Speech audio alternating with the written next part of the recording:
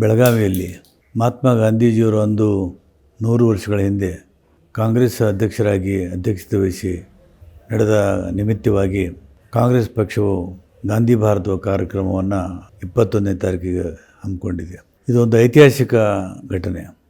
ಗಾಂಧೀಜಿಯವರು ಕರ್ನಾಟಕಕ್ಕೆ ಸುಮಾರು 22 ಸಲ ಭೇಟಿ ಕೊಟ್ಟಿದ್ದಾರೆ ಬೇರೆ ಬೇರೆ ಕಡೆ. ಅವತ್ತು ಮಹಾತ್ಮ ಗಾಂಧೀಜಿಯವರು ಕಾಂಗ್ರೆಸ್ಸಿನ ಅಧ್ಯಕ್ಷರಾಗಿ ಕಾಂಗ್ರೆಸ್ ಅಧಿವೇಶನದ ಅಧ್ಯಕ್ಷತೆ ವಹಿಸಿ ಅವರು ಮಾತನಾಡಿದಂಥ ಮಾತುಗಳು ನಮ್ಮೆಲ್ಲರಿಗೂ ಕೂಡ ಗೊತ್ತಿರುವಂಥದ್ದು.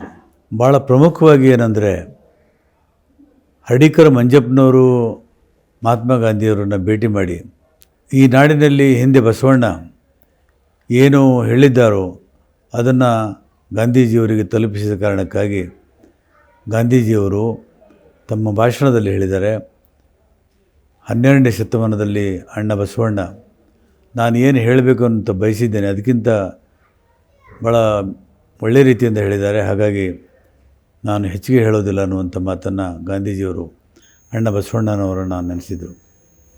ಹರ್ಡೇಕರ್ ಮಂಜಪ್ಪನವರನ್ನು ಕೂಡ ಕಾಂಗ್ರೆಸ್ಸಿನ ಕರ್ನಾಟಕದ ಗಾಂಧಿ ಅಂತ ಕರೀತಾಯಿದ್ರು. ಅಂಥ ಒಂದು ಘಟನೆ ನಡೆದು ಹೋಗಿ ಇವತ್ತು 100 ವರ್ಷ ಆಗಿದೆ.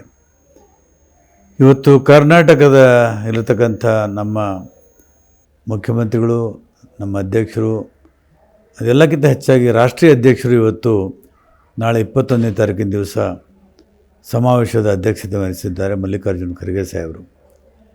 ಇದೊಂದು ಸೌಭಾಗ್ಯ ಅಂತ ಬಯಸಬೇಕು.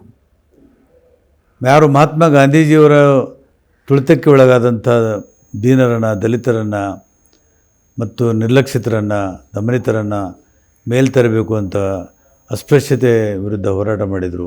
ಇವತ್ತು ಅಂಥೊಬ್ಬ ವ್ಯಕ್ತಿ ಇವತ್ತು ನಮ್ಮ ರಾಷ್ಟ್ರೀಯ ಕಾಂಗ್ರೆಸ್ಸಿನ ಅಧ್ಯಕ್ಷರಾಗಿ ಈ ಸಮಾವೇಶದ ಅಧ್ಯಕ್ಷತೆ ವಹಿಸ್ತಾ ಇದ್ದಾರೆ. ಇದೆಲ್ಲ ನಮಗೆ ಭಾಗ್ಯ ಅಂತ ನಾನು ಭಾವಿಸಿದ್ದೀನಿ. ಗಾಂಧೀಜಿಯವರು ಈ ದೇಶದ ಕನಸನ್ನು ಕಂಡಿದ್ದರು. ಈ ದೇಶದಲ್ಲಿ ಪ್ರತಿಯೊಂದು ಕೈಗಳು ನಮಗೆ ದೊಡ್ಡ ಆಸ್ತಿಯಾಗಿದ್ದಾವೆ, ಇವರೆಲ್ಲರಿಗೂ ಕೂಡ ದುಡಿಯೋ ಅವಕಾಶವನ್ನು ಕೊಡಬೇಕು ಅನ್ನುವಂಥ ಮಾತನ್ನು ಹೇಳಿದರು. ಈ ನಿರುದ್ಯೋಗ ಜಾಸ್ತಿ ಆಗ್ತಾಯಿದೆ. ಗಾಂಧಿ ಭಾರತ ಕಟ್ಟುವ ಕನಸನ್ನು ಅವತ್ತಿನಿಂದನೇ ನಾವು ಪ್ರಾರಂಭ ಮಾಡ್ಕೊಂಡು ಬಂದಿದ್ದರೆ ನಿರುದ್ಯೋಗ ಸಮಸ್ಯೆ ಎಷ್ಟೊಂದು ಆಗ್ತಿರಲಿಲ್ಲ. ಗಾಂಧೀಜಿಯವರು ಗುಡಿ ಕೈಗಾರಿಕೆ ಮತ್ತು ನಮ್ಮ ಹಳ್ಳಿಗಾಡಿನಲ್ಲಿರ್ತಕ್ಕಂಥ ಎಲ್ಲ ದುಡಿಯೋ ವರ್ಗಕ್ಕೆ ಕೆಲಸ ಕೊಡಿಸ್ಬೇಕು ಅನ್ನುವಂಥ ಮಾತನ್ನು ಹೇಳಿದರು. ಇವತ್ತು ಬರ್ತಕ್ಕಂಥ ದಿನಗಳಲ್ಲಿ ಕಂಬಾರಿಕೆ, ಕುಂಬಾರಿಕೆ ಹೀಗೆ ಅನೇಕ ಕಸಬುಗಳು ಹೋಗಿ ನಿರುದ್ಯೋಗ ಆಗಿ ಇವತ್ತು ನಿರುದ್ಯೋಗ ಸಮಸ್ಯೆ ಕಾಡ್ತಾ ಇದೆ. ಅದೆಲ್ಲದಕ್ಕಿಂತ ಹೆಚ್ಚಾಗಿ ಗಾಂಧೀಜಿಯವರು ಸರಳತೆ ಬಗ್ಗೆ ಹೇಳಿದರು. ಇವತ್ತು ಆ ಮಾತನ್ನು ನಾವು ಮರ್ತಿದ್ದೇವೆ. ನಾವು ಇವತ್ತು ಜನರಿಂದ ದೂರ ಆಗ್ತಾ ಇದ್ದೇವೆ. ಆ ಕಾರಣಕ್ಕಾಗಿ ಗಾಂಧೀಜಿ ಅವತ್ತು ಕಾಂಗ್ರೆಸ್ನವ್ರಿಗೆ ಹೇಳಿದ್ದು, ನೀವು ಸರಳರಾಗಿರ್ರಿ ಮತ್ತು ಜನರ ಹತ್ತಿರ ಹೋಗಿ ನೀವು ಮತ್ತು ನಿಮ್ಮ ಜೀವನ ಪದ್ಧತಿ ಕೂಡ ಭಾಳ ಸರಳವಾಗಿರಲಿ ಅನ್ನುವಂಥ ಮಾತನ್ನು ಹೇಳಿದರು.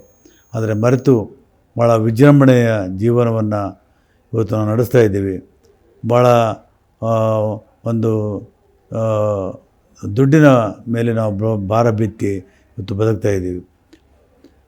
ಗಾಂಧೀಜಿಯವರು ಏನು ಈ ದೇಶದಲ್ಲಿ ಜಾತಿ ನಿರ್ಮೂಲನೆ ಆಗಬೇಕು ಅಂತ ಹೇಳಿದರು. ರಘುಪತಿ ರಾಘವ ರಾಜಾರಾಮ್ ಪತೀತ ಪಾವನ ಸೀತಾರಾಮ್ ಅನ್ನುವಂಥ ಮಾತನ್ನು ಹೇಳಿದರು. ಇವತ್ತು ಹಿಂದೂ ಮುಸ್ಲಿಂ ಐಕ್ಯತೆ ಬಗ್ಗೆ ಭಾಳ ಒತ್ತು ಕೊಟ್ಟಿದ್ದರು.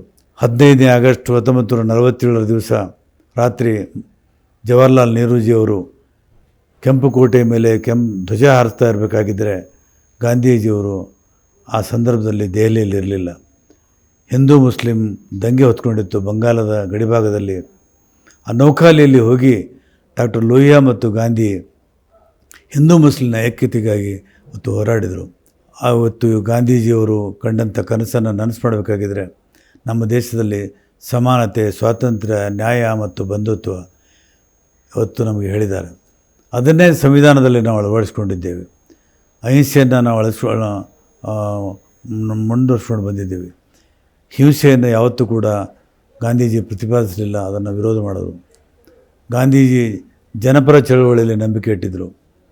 ಯಾವಾಗ ಬ್ರಿಟಿಷ್ ಸರ್ಕಾರ ನಮ್ಮ ಜನರ ಮೇಲೆ ಅನ್ಯಾಯ ಮಾಡ್ತಾ ಇರಬೇಕಾಗಿದ್ದರೆ ಅವರು ಚಳವಳಿಯನ್ನು ಪ್ರಾರಂಭ ಮಾಡ್ತಾಯಿದ್ರು, ಸತ್ಯಾಗ್ರಹ ಪ್ರಾರಂಭ ಮಾಡ್ತಾಯಿದ್ರು. ಈ ಸತ್ಯಾಗ್ರಹ ಅಸ್ತ್ರವನ್ನು ಜಗತ್ತಿನಲ್ಲಿ ಯಾರೂ ಕೂಡ ಬೆಳೆಸಿರಲಿಲ್ಲ. ಮಹಾತ್ಮ ಗಾಂಧೀಜಿಯವರು ಈ ಸತ್ಯಾಗ್ರಹದ ಅಸ್ತ್ರವನ್ನು ಬೆಳೆಸಿ ನಿಶಸ್ತ್ರವಾಗಿ ದೇಶಕ್ಕೆ ಸ್ವಾತಂತ್ರ್ಯವನ್ನು ತಂದುಕೊಟ್ರು. ಅಂಥ ಗಾಂಧೀಜಿ ಇವತ್ತು ಜಗತ್ತಿನಲ್ಲಿ ಅತಿ ದೊಡ್ಡ ವ್ಯಕ್ತಿಯಾಗಿ ಇವತ್ತು ಮೆರೀತಾ ಇದ್ದಾರೆ. ಗಾಂಧೀಜಿ ಪುತ್ಥಳಿಗಳನ್ನು ಜಗತ್ತಿನ ಮೂಲೆ ಮೇಳುಗಳಲ್ಲಿ ಇವತ್ತು ಅನಾವರಣಗೊಳ್ತಾ ಇದ್ದಾವೆ. ಗಾಂಧೀಜಿಯ ಮಾತನ್ನು ನಾವು ಮುಂದುವರಿಸ್ಕೊಡಬೇಕಾಗಿದ್ದರೆ, ಇವತ್ತು ಗ್ರಾಮೀಣ ಭಾಗದ ಜನರಿಗೆ ಉದ್ಯೋಗ ಕೊಡಬೇಕಾಗಿದ್ದರೆ, ಸಮಾನತೆ ಬರಬೇಕಾಗಿದ್ದರೆ, ಸ್ವಾತಂತ್ರ್ಯ ಇರಬೇಕಾಗಿದ್ದರೆ ಮತ್ತು ಭಾತೃತ್ವ ಇರಬೇಕಾಗಿದ್ದರೆ ಗಾಂಧಿ ಕನಸಿನ ಭಾರತವನ್ನು ಕಟ್ಟುವಂಥದ್ದು ಅತ್ಯಂತ ಅವಶ್ಯಕತೆ ಇದೆ. ಗಾಂಧಿ ಭಾರತ ಕಟ್ಟುವಲ್ಲಿ ನಮ್ಮ ಪಕ್ಷ ಮುಂದಾಳತ್ವವನ್ನು ವಹಿಸಲಿದೆ ಮತ್ತು ಆ ದಿಕ್ಕಿನಲ್ಲಿ ಹೋಗಲಿದೆ ಅನ್ನುವಂಥ ಆಶೆ ಇದೆ. ನಮ್ಮ ಗಾಂಧೀಜಿಯವರ ಆದರ್ಶವನ್ನು ಯಾವತ್ತೂ ಕೂಡ ಪಾಲಿಸೋಣ, ನಡೆಯೋಣ ಅಂತ ಮಾತನ್ನು ಈ ಸಂದರ್ಭದಲ್ಲಿ ಹೇಳ್ತಾ ಇದ್ದೇನೆ.